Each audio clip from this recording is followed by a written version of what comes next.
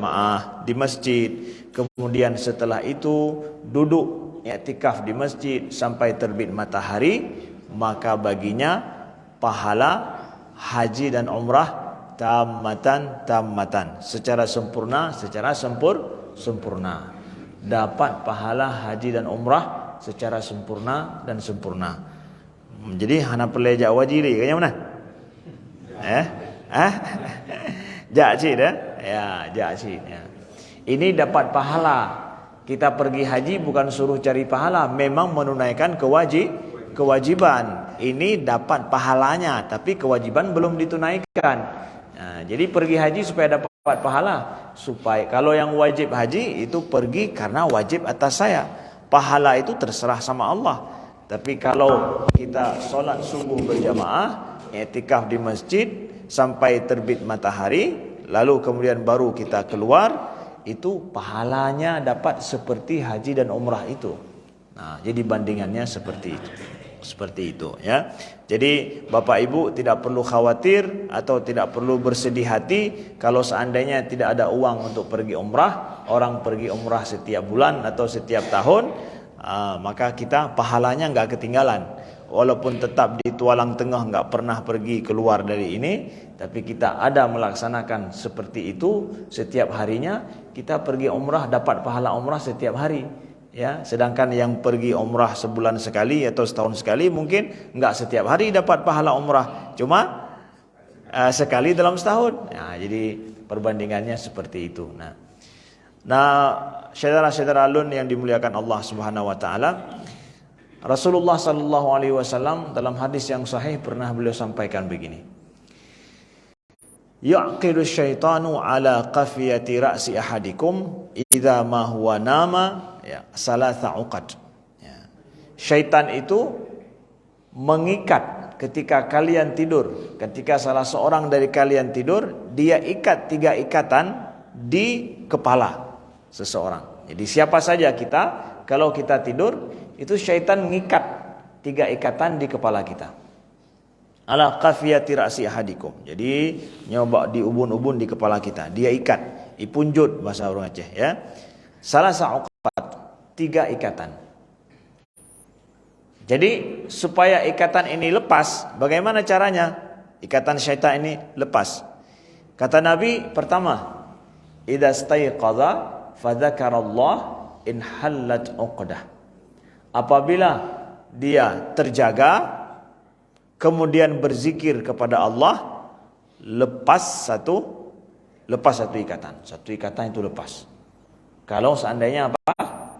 Kalau seandainya seorang terjaga lalu dia berzikir mengingat Allah Subhanahu wa taala. Apa zikir kalau kita bangun? Nyohana bedah dalam tidur berarti. Ya, kalau kita bangun zikirnya Alhamdulillahilladzi ahyana ba'dama amatana wa ilaihin nusyur. Ya. Kita berzikir itu. Ya. Itu satu ikatan lepas. Kali sebuah ikatan. Ya. Yang kedua, ikatan yang kedua supaya dia lepas, gimana caranya? Ya. Nah, kata Nabi sallallahu alaihi wasallam, "Idza tawaddaa in hallat uqdah." Kalau dia kemudian setelah bangkit ataupun dia terbangun berzikir kepada Allah, dia bangkit untuk apa? Untuk berwudu, ya. Dia berwudu, in hallat uqdah, maka akan lepas satu ikatan lagi. Lepas satu ikatan lagi nih, ya. Tinggal satu ikatan. Nah, udah bangun zikir kepada Allah, lepas, kemudian berwudu, lepas. Kemudian yang ketiga satu ikatan lagi akan lepas dengan kata Nabi, idza shalla in hallat uqdah. Ya. Apabila dia kemudian setelah wudu solat, enggak balik lagi untuk tidur, tapi solat, nah maka terlepaslah ketiga ikatan tersebut. Nah, jadi kadang ya yang merasa atau maaf cakap yang tidak melakukan ini ya, setiap hari, enggak tahulah berapa ikatan udah mempunjuk-punjuk ya tehnya nah. Ya, di atas kepalanya itu udah berapa ikatannya, ya. Talinya udah besar nampaknya. Kalau dulu cuma tali, ya, sekarang macam tali tapih, ya. Kalau kita tali tapih kah, ya. Tali apa namanya? Tali tapih, ya. Serabut, ya. Tali serabut. Kamu punya ikat le tak kah? Makanya akhirnya apa? Datang yang tubuh tiga di masjid orang cut umah. Nyan bahpo lapan dah fikir. Ya, dah. Nyan sangkat ya, mungkin ya. Kalau tham punjuk-punjuk kaya tu nya, hantom le ya. Ya, nauzubillah. Kemudian kalau seseorang sudah mulai setiap kalau dia sudah lepas daripada 3 ikatan ini, apa konsekuensinya atau apa yang terjadi dengan dirinya dalam setiap hari? Ya. Kata Nabi, asbaha tayyiban nafsi fa asbaha nashitan tayyiban nafsi. Nah, kalau 3 ikatan ini bisa lepas setiap hari dengan dia lakukan seperti itu, maka hari tersebut asbaha nashitan. Maka pada hari tersebut paginya dia bersemangat. Tayyiban nafsi, dan jiwanya itu baik. Positif bahasa itanya, ya. Jadi jiwa ganyan, perasaan ganyan, ya, mangat positif. Ya, Mbak. Bersemangat dia dan jiwanya positif. Jadi apa yang dipikirkan juga enak, kemudian apa yang mau dia lakukan juga dia bersemangat, kata Nabi. Wa illa, kalau tidak, kalau enggak lepas 3 ikatan ini, apa yang terjadi? Asbaha khabisan nafsi kaslan, kata Nabi. Maka subuh itu atau pagi harinya itu atau harinya tersebut, dia akan apa? Dia akan merasa akan terjangkit atau hatinya atau perasaannya, jiwanya pada hari tersebut khabisun nafs.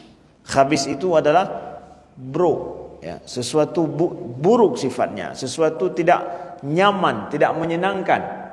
Lalu kemudian kaslan, kata Nabi, dia malas. Dari pagi saja sudah terasa malas. Bangun tidur bukan semangat, tapi apa? Baru minum kopi jam 10.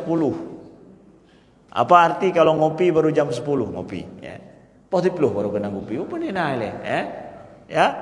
Orang lama tidur tambah semangat. Ini enggak, lama tidur pas bangun ya, ya, jadi baru kerja 1 jam sudah minta kue, sudah minum kopi lagi, rokok sampai zuhur umahnya katro hotel hoja man, hai kon temayang ci hai, istirahat dia, ya.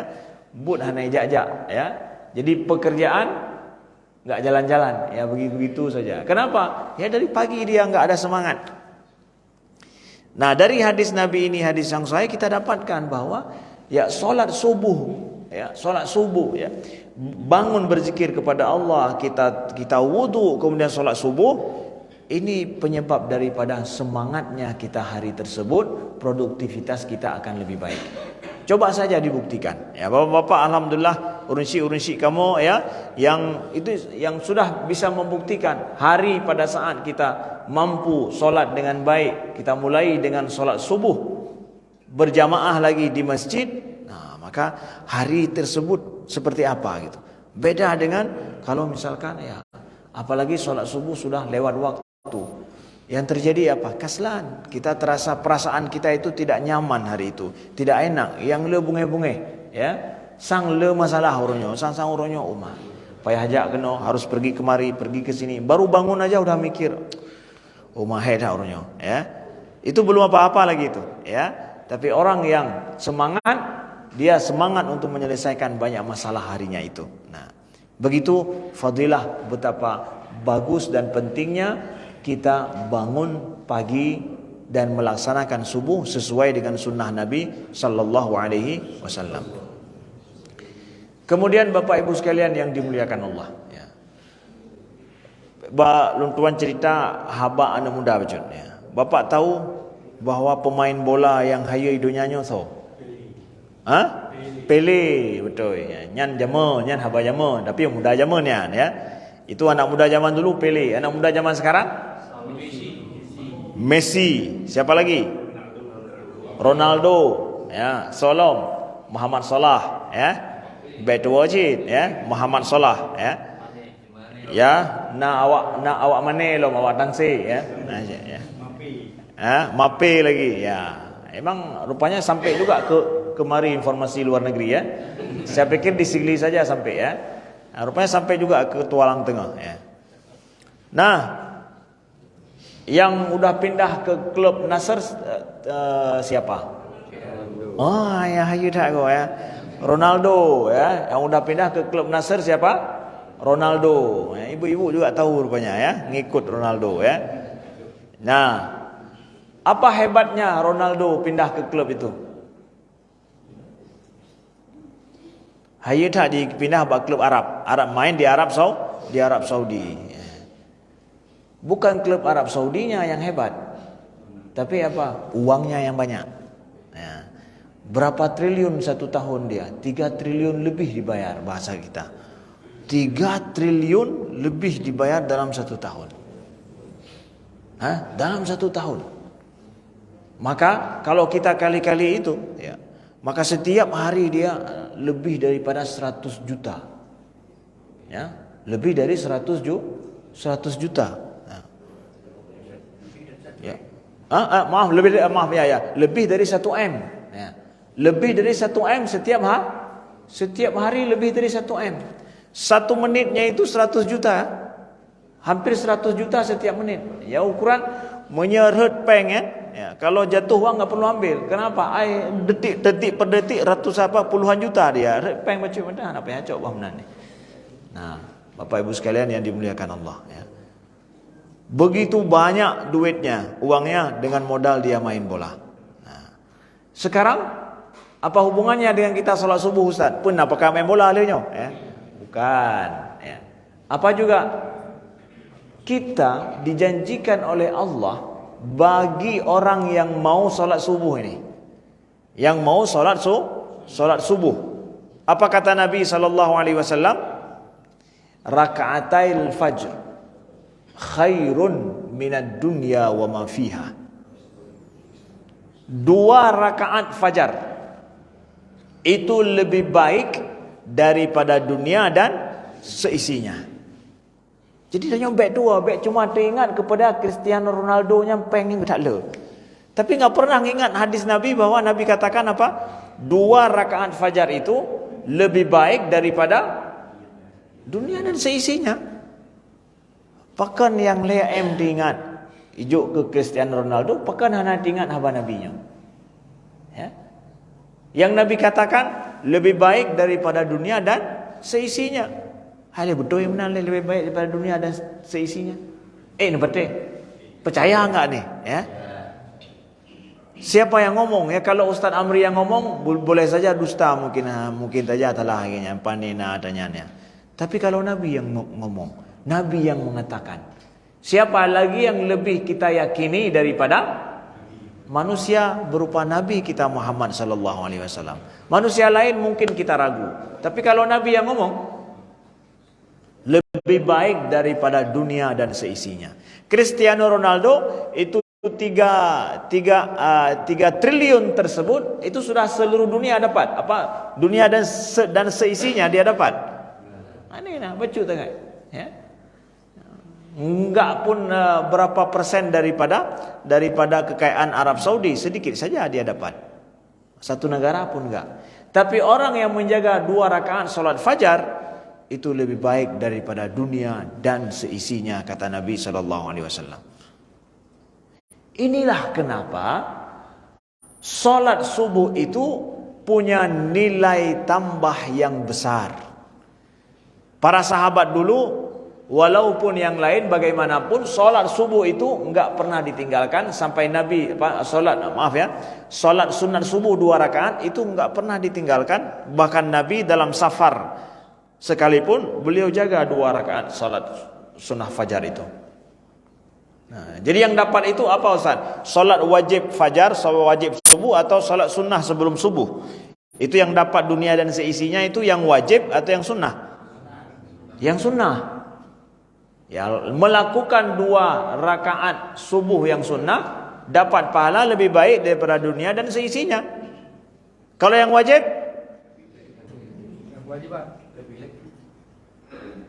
sang yang wajib, hana buat apa kadang kalinya, Yang sunnah mentong sang, ya kalau yang sunnah aja dapat seperti itu, yang wajib mana apa kali lah,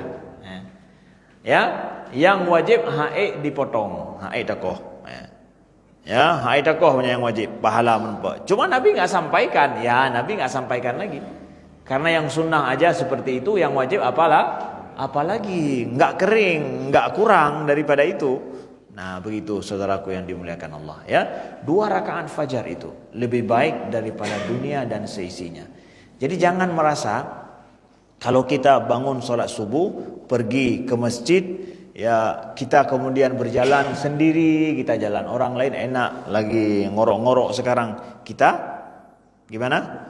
Kita sendiri, yang lain enak-enakan di rumah. Pas pergi ke masjid merempok tungku imam tidur, kita kata, sang rugo aja kalinya. Hana merasa rugi pergi. Kenapa?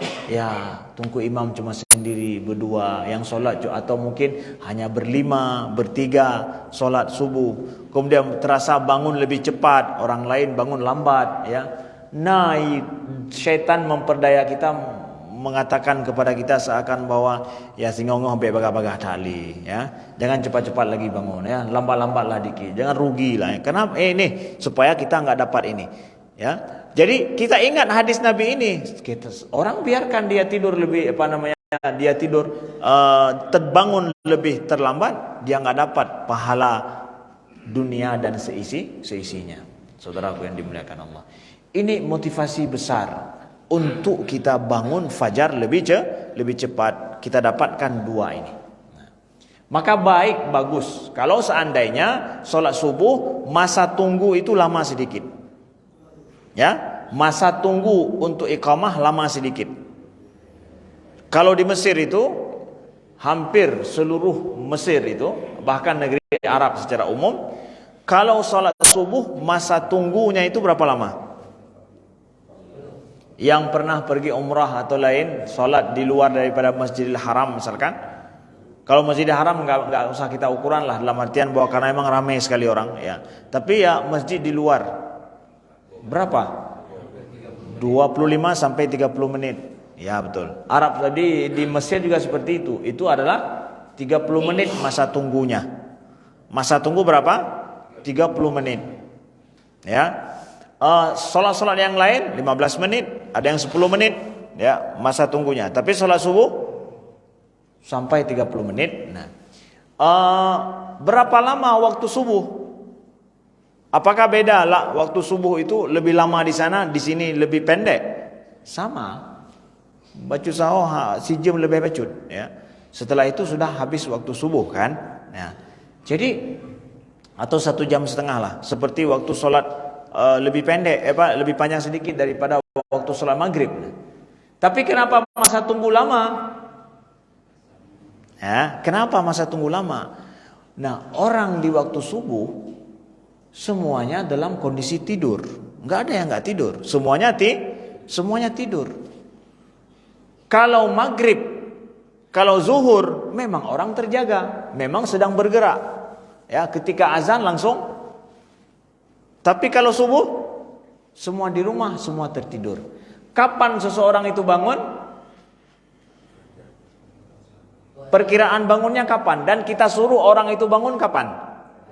Azan, betul. Waktu azan kita suruh dia bangun. Pada saat kalimat apa? As-salatu khairum minan naum. Salat itu lebih baik daripada tidur. Terkejut dia. Betul Cik. Ketika dia dengar as-salatu khairum minan naum, terkejut. Dia bangun, Apa jawaban? Kalau imam muazzin mengatakan as-salatu khairum minan naum, kita ucapkan apa? Sadaqta, betul drone, Betul. Betul apaan? Ihlam. Punya ihlam puji betul, Kalau tidur lagi apa juga yang betul? Kalau betul berarti apa? Bangunlah. Jangan lagi. Kalau pertama Allahu Akbar, macam boleh beron le. Dia. Ya, lalu kemudian ketika sodakta kabdoi, punya kabdoi peloman, ya. Kalau benar, udah bangun, ya, bangunlah wudu, ya. Wudu dia seseorang itu kita bayangkan seperti itu, wudu, ya, hajat sedikit apa mungkin, ya, setelah itu baru berangkat keluar. Nah, jadi ukuran masa tunggunya itu diperpanjang, bukan karena orang di sini malas sholat, nunggunya lama. Tapi memang manusiawinya seperti itu, sehingga mudah untuk pergi sholat berjamaah.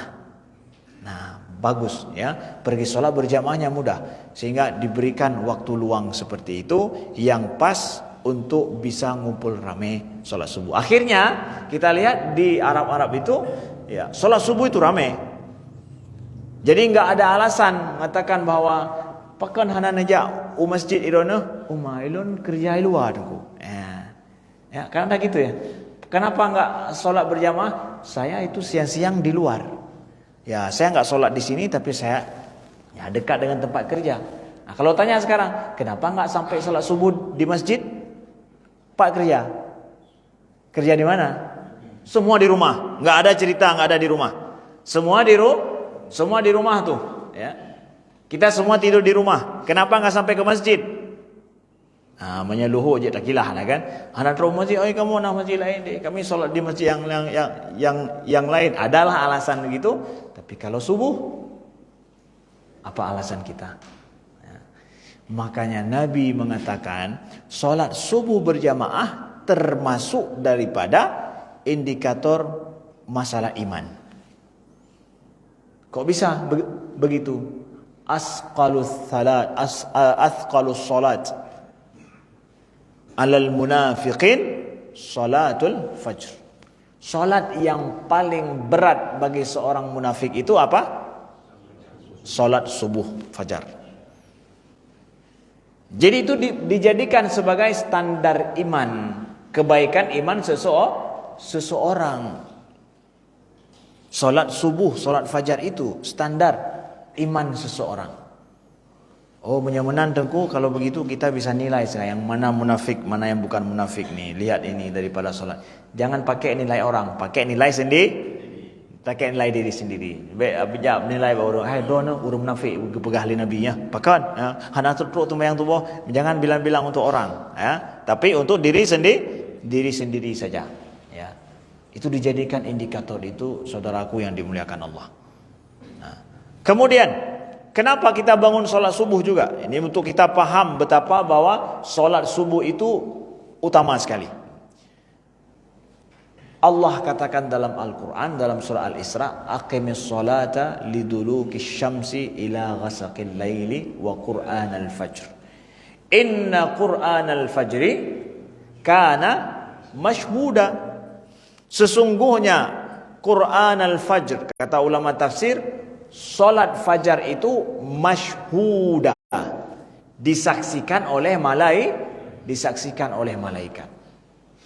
Solat fajar disaksikan oleh malaikat. Memangnya solat zuhur, solat asar, solat maghrib, solat isya itu enggak disaksikan oleh malaikat? Hanya kalau oleh malaikat tanya semayangnya. Kenapa solat fajar saja dikatakan Qur'an al-fajri kana mashhuda? Kenapa mashhud solat fajar? Kata Nabi SAW, yata'aqabu fikumul malaikatun bil laili wa malaikatun bin nahar. Malaikat siang dan malaikat malam itu yata'aqab, itu silih berganti bersama dengan kalian, kata Nabi dalam hadis, ya. Jadi malaikat yang menjaga kita, mencatat amalan kita, namanya malaikat apa? Yang mencatat amalan, Raqib Atid, ya. Raqib Atid itu bukan nama malaikat, tapi Raqib Atid itu nama apa? Tugas malaikat, yaitu mencatat amalan. Tugasnya Raqib Atid, itu yang mengawasi. Apakah satu orang? Bukan satu orang. Tapi mereka malaikat itu silih berganti siang dan malam. Ya, jadi yang bertugas mencatat amalan kita, membersamai kita, itu terus silih berganti siang dan malam. Ada yang bertugas di malam hari, ada yang bertugas di siang hari, kemudian silih berganti malaikat terus. Ya udah berganti, nggak pernah jumpa lagi dengan kita. Tapi malaikat ini ngumpul jumpa pada saat solat fajar. Shiftnya itu ganti di solat fajar. Malaikat yang malam hari, maka pada saat fajar ini selesai tutup buku. Ya, pada waktu fajar tutup buku. Sedangkan yang bertugas di siang hari bersama kita, waktu fajar buka buku. Buka buku amalan kita.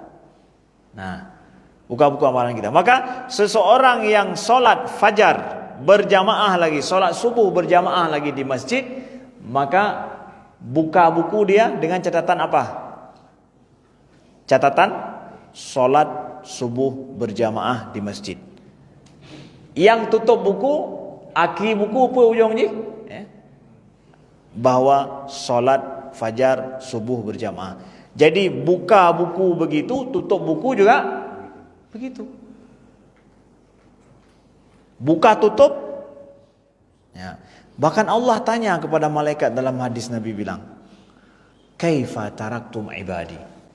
Bagaimana kalian tinggalkan hambaku? Jadi malaikat kan naik ke langit, udah ya, selesai urusan, sudah selesai ya, selesai bertugas hari itu atau malam itu, naik ke langit. Allah tanya, "Kaifa taraktum ibadi?" Bagaimana kalian tinggalkan hambaku? Maka malaikat menjawab apa?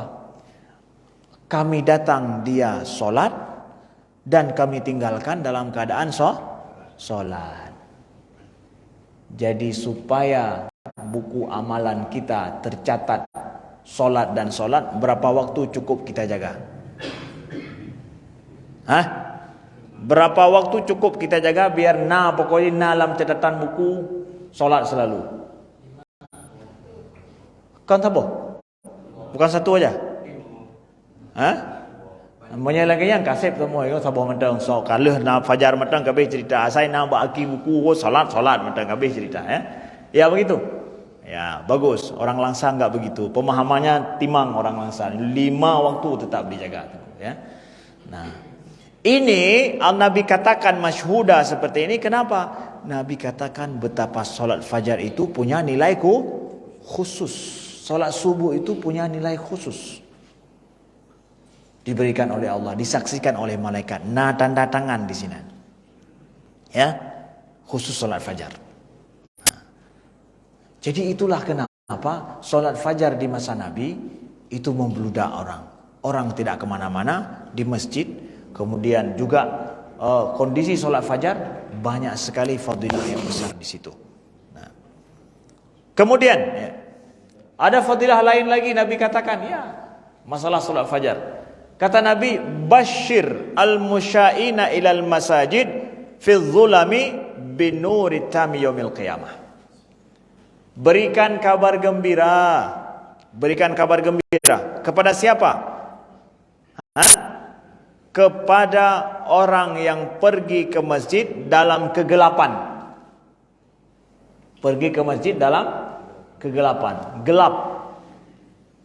Orang pergi ke masjid dalam kondisi gelap. Berarti ini dalam berapa solat yang kita pergi ke masjid dalam kondisi gelap? 2 solat ya. Pertama adalah solat Isya, yang kedua solat fajar, atau solat fajar yang pertama, solat Isya yang kedua. Terserah mau kita hitung dari mana. Ini adalah pergi ke masjid dalam masa gelap sekali. Nah, enggak enak pergi ke masjid dalam kondisi gelap. Bayangkan orang tua kita hari ini, waktu muda-muda dulu, bagaimana masjid? Gelap. Bagaimana di rumah? Gelap. Keluar rumah lebih gelap lagi. Kalau ada bulan purnama, alhamdulillah mudahlah terang. Kalau enggak ada, kemudian dalam kegelapan jalan-jalan. Bayangkan dulu ya, jalan-jalan tempat kita pergi itu enggak aspal seperti sekarang. Enggak ada rabat beton seperti sekarang. Tapi apa juga? Lumpur, tarik lembu lagi ya. Bayangkan betapa sulitnya ke masjid. Gelap lagi, ada rintangan. Itulah yang Nabi katakan kenapa Nabi sebutkan gelap, karena dalam kegelapan itu ada banyak rintangan. Berikan kabar gembira, kata Nabi, untuk mereka yang pergi solat ke masjid dalam keadaan gelap gulita. Dengan apa ya Rasulullah? Binuritam yaumal qiyamah, dengan cahaya yang terang benderang nanti pada hari kiamat. Jadi semakin gelap kita pergi, semakin sulit kita tempuh, akan ada apa? Akan ada nanti pada hari kiamat cahaya yang terang benderang bagi kita. Sekali lagi, siapa yang bilang ini? Rasulullah sallallahu alaihi wasallam. Nabi yang bilang bahwa kita diberikan cahaya yang terang benderang pada hari kiamat. Maka saudaraku, ayo kita sedikit merenung.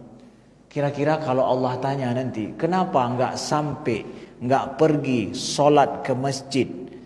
Solat isya kah? Solat subuh kah? Kenapa enggak pergi ke masjid? Pada saat hari ini jalan kita semuanya mulus. Kemudian pergi ke masjid, enggak satu langkah pun kita jalan di jalan, tapi naik kendaraan. Sekarang enggak kita tanya berapa langkah ke masjid, tapi berapa kali gas ke masjid. Kata masjid. Berapa gas sampai ke masjid kita? Enggak satu tetes, bukan tetes minyak, enggak satu tetes keringat pun keluar sampai ke masjid. Kalau dulu orang tua kami pergi ke masjid, naik sepeda. Tapi di jalan lebih banyak sepeda naik kita daripada kita naik dia. Lo sepeda tekuk tanya daripada tanya dengan pakai jalan ruhup. Ya. Jalannya berlumpur. Banyak sekali alasannya, sulit sekali. Nah, sekarang di masjid terang benderang seperti ini, saudaraku yang dimuliakan Allah. Bayangkan dulu di rumah ngantuk, kita pergi solat subuh sampai ke masjid tambah ngantuk lagi. Kenapa? Lampu melep-lep menan ya. Sikit aja lampunya itu ya. Semangat kita kurang. Banyak hal kondisi kehidupan kita kurang menyemangati. Tapi hari ini kita mau bilang apa sama Allah? Ya. Apa yang akan kita ucapkan di depan kalau Allah tanya kepada kita, kenapa engkau enggak sampai ke masjid walaupun dalam kondisi gelap? Ya, betapa terangnya lampu hari ini. Mulai dari rumah kita terang seperti ini. Siapa yang belum punya lampu listrik di rumah? Siapa? Tunjuk tangan. Kita semua punya, alhamdulillah. Justru hari ini yang enggak ada listrik enggak bisa hidup, seakan hanya udep banyak. Semua kita miliki, kita punya. Alhamdulillah. Di jalan rumah kita terang, sampai ke masjid lebih terang lagi. Ya Allah, ya. Kita berada di dalam cahaya Allah ini. Maka sempurnakan ini. Sampailah. Kenapa tidak nikmat itu mendekatkan kita kepada Allah? Kita punya kendaraan yang mudah untuk pergi. Kenapa itu mudah untuk hanya pergi ke kantor, mudah untuk pergi ke kedai, mudah untuk ngopi, mudah untuk pergi ke pasar ikan? Kenapa enggak mudah pergi ke masjid? Kendaraan yang ada itu, jalan yang mulus, kendaraan yang ada, kemudian kondisi negeri kita yang aman, tentram ini, kenapa enggak memudahkan sampai ke masjid? Mudah sampai ke kedai kopi, mudah untuk beli ikan, beli sayur, mudah untuk pergi jualan, mudah untuk pergi ke kantor. Kenapa enggak mudah pergi ke masjid? Mesti lebih mudah lagi pergi ke masjid. Itu nikmat Allah loh, yang Allah berikan untuk mempermudah kita ibadah. Nah, itu menjadi perhatian kita. Bapak Ibu sekalian yang dimuliakan Allah, solat subuh berjamaah di masjid. Lalu kemudian apa sabda Nabi lagi? Ini perlu kita perhatikan ya, supaya mutamah semangat ini. Full dosis saja masjid, full dosis ya. Kata Nabi SAW bahwa orang yang solat isya berjamaah dan solat fajar berjamaah itu sama dengan dia itu melaksanakan solat satu malam penuh ya.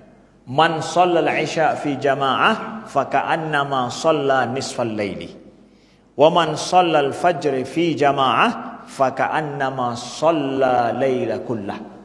Siapa yang solat isya berjamaah maka dapat pahala dia seperti solat setengah malam sampai tengah malam. Dan siapa yang solat subuh berjamaah, maka dia seperti solat satu malam penuh. Jadi Isya berjamaah kita jaga, subuh berjamaah kita jaga, kita dapat pahala satu malam penuh full, seperti orang solat enggak tidur. Seperti solat malam tidak tidur, dapat pahala seperti itu. Jaga dua solat ini, berjamaah di masjid. Para sahabat memahami makna seperti ini di dalam kehidupan mereka. Jadi pergi ke masjid menjadi prioritas, jaga solat bersama menjadi prioritas. Kenapa? Mereka tahu ilikutnya hana wayang-wayang, hana mayang katanya, ya. Enggak main-main ini. Nabi menjelaskan kepada kita pahala yang sangat besar, sangat banyak di dalam solat bersama, apalagi solat subuh.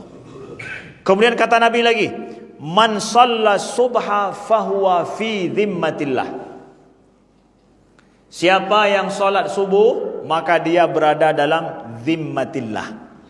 Dhimmatillah itu apa? Itu asuransi Tuhan. Dhimmatillah, asuransi itu Tuhan. Kita mau sekarang harus ada BPJS. Apabila kita sakit, maka ada asuransi kesehatan, nggak perlu harus bayar. Itu nikmat besar loh. Kita pergi ke rumah sakit besar, ke rumah sakit kita ada asuransi kesehatan, walaupun kita nggak bayar.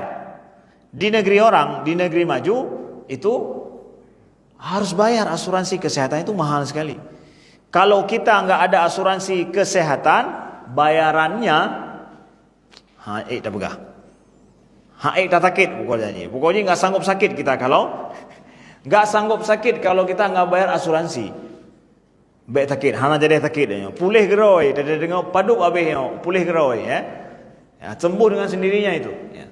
Kalau kita nggak bayar asuransi, besar sekali asuransi loh, saudaraku yang dimuliakan Allah.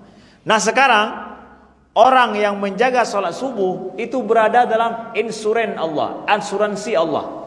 Dan hidupnya itu ada dalam asuransi Tuhan. Maka kata Nabi, jangan ditanya lagi, jangan diganggu orang yang telah menjadi asuransi, berada dalam asuransi Allah. Nah, tidak khawatir hidup ini, tidak susah lagi hidup ini. Kenapa? Asuransi Allah berlaku bagi kita. Kata Nabi SAW. Jadi kalau ada masalah hidup, tenang.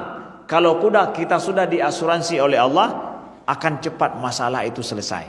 Kenapa? Insurannya ada, asuransinya ada. Bukankah hari ini dalam hidup kita, kalau ada masalah, tabrak kah, maaf cakap, kemudian sakit kah, kemudian mungkin hari tua lagi, asuransi hari tua, gimana tentang masalah anak dan sana ini, itu kan menyelesaikan masalah. Asuransi itu janji supaya masalah kita cepat selesai. Orang yang berada dalam asuransi Allah, udah nggak perlu dipertanyakan lagi bagaimana masalahnya itu bisa selesai. Asuransi Allah. Dia telah siap untuk pergi sholat berjamaah, apalagi untuk yang lain, maka itu semua akan ditanggung oleh Allah Subhanahu wa taala. Nah, saudaraku yang dimuliakan Allah, ini harus menjadi perhatian kita bersama, ya. Harus menjadi perhatian kita bersama, penyebab daripada kita mampu untuk bersemangat sholat subuh. Insyaallah saya lihat di Masjid Tualang ini banyak jamaahnya. Ya, luar biasa sholat subuh. Nah, saya pergi ke Kanada beberapa waktu yang lalu, itu pergi dalam kondisi musim dingin. Ya. Jadi orang pergi dalam kondisi salju di luar, dinginnya itu sampai derajat di bawah 0. Ya. Sholat subuh. Ya. Kami pergi untuk sholat subuh, untuk cari masjid yang dekat dengan kita itu perjalanan 15 menit jalan ataupun sampai 20 menit jalan pakai mobil. Ya. Itu 20 menit jalan pakai mobil kalau di Kanada itu sudah sampai ke Kuala Simpang. Ya. Kuala Simpang, lebih bahkan lewat lagi. Ya. Itu perjalanan sholat subuh. Dalam kondisi menggigil dingin di luar. Kita pikirnya harus semayang atau kita sendiri nanti sampai ke sana. Ternyata sampai ke sana kita dapatkan orang muslimin, ya, itu bersaf-saf salat subuhnya. Karena sholat subuh masa mereka nggak sibuk dalam kondisi kerja, tapi semua dalam kondisi ada di rumah. Mereka jaga betul itu sholat subuh berjamaah lagi. Kenapa? Fasilitas mudah, mobil ada, nggak ada urusan. Masalah jauh, bukan jauhnya, berapa lamanya. Nah ini dia, 20 menit biasa, ya. Mereka pergi. Itu di negeri yang sulit, kita minoritas, sedikit orang Muslim. Kemudian alam di luar juga dinginnya bukan main. Banyak sekali alasan untuk kita nggak pergi gitu. Tapi ternyata di sana senang melihatnya. Orang muslimin itu menjaga sholat subuhnya, dan ketika masuk ke dalam banyak orang sholat subuh. Hanatalu pokoknya. Ya, alhamdulillah tanya hantalu ngurung Kanada apa subuhnya. Ya, saya lihat bersaf-saf banyak orang di Tualang ini. Maka nanti saya pergi ke tempat lain, saya cerita bahwa orang Kanada bahkan kalah dengan orang Tualang. Kenapa? Nih safnya berjejer safnya. Mudah-mudahan bisa dipertahankan, ya. Terima kasih kepada Tengku Imam, terima kasih kepada Tengku Khatib yang telah menjaga sholat subuh yang banyak seperti ini. InsyaAllah akan terus bertambah. Kiban, amin ya rabbal alamin. Kajian ono mungkin baik panjang tat nyo wate pika syuruk, ya, ka syuruk. Pernah kena ditanya secret 2, sebuah pertanyaan? Ya, silakan. Silakan Abu. Kenapa dapat jawaban itu? Betul balik. Ya. Assalamualaikum warahmatullahi wabarakatuh. Waalaikumsalam. Saya memuliakan cuma sabuk yang Indonesia baca lijak ke beliau. Nah, baca lijak ke beliau. Karena apa yang kalau beliau jadi untuk khabar yang lagi lupa kamu. Ya kamu apa dia? Lagi lupa azan. Antara azan ni, paling kurang 10 atau 30 menit. Itu kadang-kadang 6 kali lagi yang oleh azan. Nah yang langsung kamar. Lagi masuk, lagi apa nanti. Masuk benar, masuk belah. Maka oleh kerana mungkin. Ya. Karena selama ini anak itu kabar dengan lupa. Okay. Maka masing-masing tempat menurut masing-masing. Maka Ya. oleh karenanya pertanyaan baca lijak lebih kabar kawai. Okey, jangan kampung macam kampung kamu berdesi. Yang mana macam. Assalamualaikum warahmatullahi wabarakatuh. Waalaikumsalam warahmatullahi wabarakatuh. Ya, terima kasih Abu yang dimuliakan Allah, ya. Ya, jadi menyepun lunduan hanatro, ya. Yang pertama adalah janji bahwa dengan harapan berarti ada doa. Berarti nyena doa insyaallah akan sampai kembali, ya. Ada doa akan sampai kembali. Kalaupun kami tidak sampai, nya rekaman kana ya. Ya, rekaman kana ubiraya rekaman kalian hayan, ya. Ya, menyahana rekaman itu karena rekaman nyan kalian memang tungkunya hana tu kuno tapi nak dengar begat nyoy ditualang begah, ya. Man jadi duk bagi kedai kopi karena haba baru lebihnya, ya. Ya benar. Insyaallah. Tapi kita doakan mudah-mudahan kita sampai lain waktu dan kesempatan berkali-kali mengunjungi saudara di Kota Langsa. Insyaallah dengan doa Abu panjang umur sehat badan akan tamrumpa Allah insyaallah. Ya, good. Amin ya rabbal alamin. Ya, baik yang terakhir. Ya. Waalaikumsalam. Good. Mungkin bukan mengenai kepada teman-teman itu itu bukan. Ya. Jadi mana karena hadis sabo salat al-jamaah afdalu min salat al-fard sar'in wa isrin darajat. Ya. Sampai 27 derajat.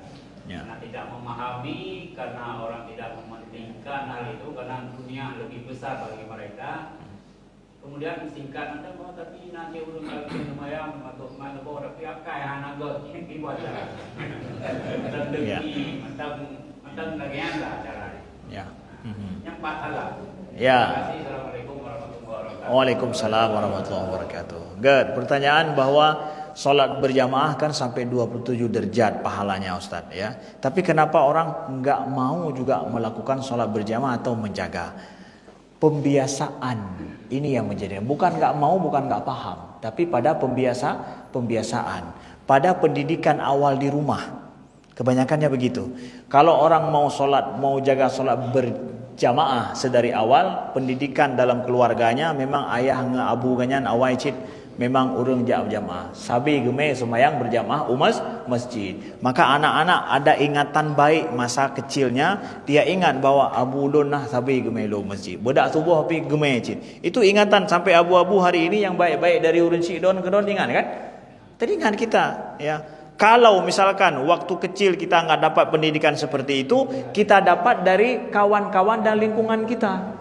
Idon mesti duduk dengan bak kedai kopi dengan koncoron memang untuk sembahyang berjamaah tapi idon kiban menyana pertahankan koncoron ni kan pasti idon ikut cik menya hana ni ikut tinggal hana jem duduk kedai kopi le tempat doang tu kaum lain pong aju kaum lain meja aju ya kenapa hana pahili tanya hana sembahyang Malay tu ya tapi kalau udah kawan kita mau sama-sama kawan kita itu mempengaruhi kita. Udah kita yang pakai ajak solat bersama, ayo solat bersama. Waktu kita duduk bersama terjip kedai kopi pet je gejuk tapi mangat rasa ya. Kenapa? Kita udah satu ininya. Kalau dari kecil tidak, maka ketika kita dewasa bisa biasa solat juga. Kenapa? Pengaruh dari kawan, saling pakat mupakat ya. Tamangan ngaureng yang di sini. Ya, benar. Ya, itu. Jadi bukan orang enggak paham, tapi pembiasaan pembelajaran dalam hari-hari. Kemudian kenapa Ustaz? Ya, orang solat tapi akhlaknya enggak berubah. Jadi yang salah haji sawaman, solat yang salah atau orang dia yang salah ini? Ya kalau ada orang solat tapi enggak berubah akhlaknya, ya jangan salahkan solatnya ya. Tapi apa? Ya orangnya yang jadi masalah sekarang. Lalu semua orang itu butuh proses, ya. Semua orang butuh proses. Enggak semua orang berlaku secara otomatis. Ada kan anak kita misalkan, Ustaz, dia sudah pergi sekolah unggul, tapi kenapa dia enggak unggul? Dia sedang proses. Ya, dia pergi sekolah unggulan Ustaz, bagus, tapi anak saya itu kok enggak unggul? Dia sedang berproses. Mungkin sekolah unggulan ini berguna baginya setelah itu prosesnya, setelah kuliah baru dia, oh mayan, pakan sekolah unggul dulu dia. Ya. Tapi enggak nampak di sekolah unggulnya nantinya. Orang yang solat juga begitu. Nah, bagus dia jaga solatnya, akhlaknya belum berubah, sedang berproses. Yang jangan kita katakan bahwa nyana akai hana mubah baik temayang li tengok. Nya yang baik. Jangan. Tapi apa juga? Itu solat sudah dijaga bagus, tinggal akhlak aja dikit lagi perbaiki. Ya, begitu. Kita motivasi begitu. Tanya kai menangkan, ya apa temayang? Ya kai hana pai taga. Jadi yang menan baik temayang. Ya. Bukan begitu, ya. Tapi apa? Tuh, solat jaga terus, sikap dan akhlak perbaiki supaya lebih sempurna, ya. InsyaAllah mudah-mudahan Allah terima semua ibadah kita, solat kita, dan Allah kumpulkan selalu dengan orang-orang yang baik, orang-orang yang beriman, dan Allah kumpulkan kita selalu di masjid-masjidnya. Sekian, terima kasih. Lontu ala kemah menyena haba yang singgung dah hati urunisi kamu di sino, adu-adun kamu di sino, dan mohon maaf atas segala kekurangan. Minta doa hari ini kami pulang ke Aceh Utara, nanti malam di Aceh Utara di tanah luas. Setelah itu baru kami pulang ke PD. Saya datang bersama dengan kawan-kawan dari Banda Aceh yang membantu saya untuk ya rekam-rekam seperti ini. Mungkin kena ubah benar takalan buat YouTube yang gara-gara urunnya kita rekam, yang hana kita rekam kaki urun don mentang yang rekam ya. Ya, jadi alhamdulillah ada faedah seperti ini. Sekian, terima kasih. Subhanakallahumma wa bihamdika asyhadu an la ilaha illa anta astaghfiruka wa atubu ilaika. Assalamualaikum warahmatullahi wabarakatuh.